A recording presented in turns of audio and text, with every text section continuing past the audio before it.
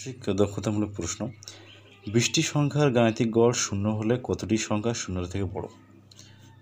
কোশ্চেনটা মানসিক দক্ষতার। তো এখানে 20টি সংখ্যার গাণিতিক গড় যদি শূন্য হয় তাহলে কয়টি সংখ্যা শূন্যর থেকে বড় হবে এটা বের করতে হবে। তো 20টি সংখ্যার যোগফল কত হবে?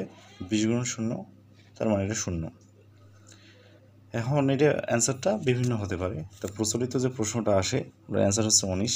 তার মানে আমরা যদি বিবেচনা করি যে 20টি যেহেতু সংখ্যা, তাহলে এখানে 19টা যদি এক নেই তাহলে 1 1 এরকম করে করে কয়টা নিলাম?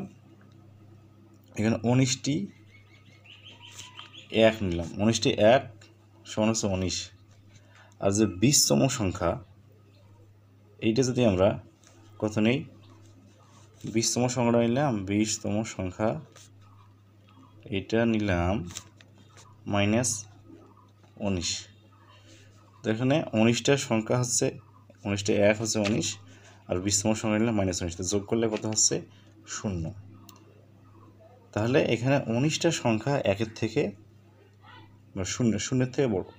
তাহলে 19টা সংখ্যা হচ্ছে এখানে শূন্যের থেকে বড়। অ্যান্সার কিন্তু 19।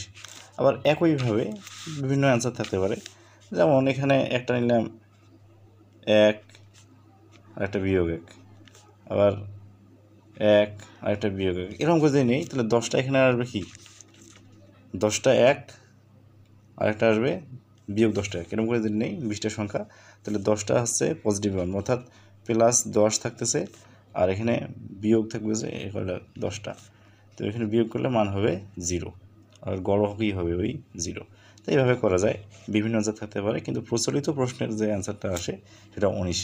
এখানে 19 দিয়ে অ্যান্সারটা দেওয়া আছে। তো 0 থেকে বড় হবে বা 0 থেকে বড় সংখ্যার মান হবে 19। তো এই হচ্ছে মানসিক দক্ষতামূলক একটা প্রশ্ন।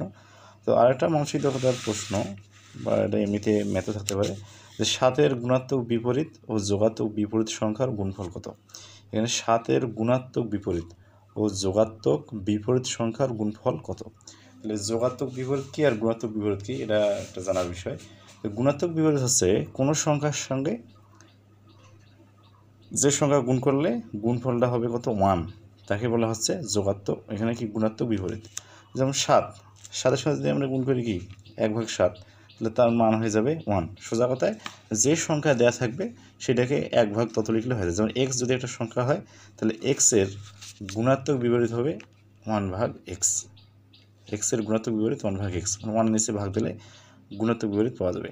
আরেকটা হচ্ছে যোগাত্মক বিপরীত। যোগাত্মক বিপরীতটা কি? অর্থাৎ একটা সংখ্যার সঙ্গে কোন সংখ্যা যোগ করলে যোগফলটা হবে 0 হবে। এখানে দেওয়া আছে 7, তাহলে 7-এর যোগাত্মক বিপরীত হচ্ছে -7, তাহলে 7 -7 করলে 0 হয়ে যায়, অর্থাৎ 0 বানাইতে হবে আর কি।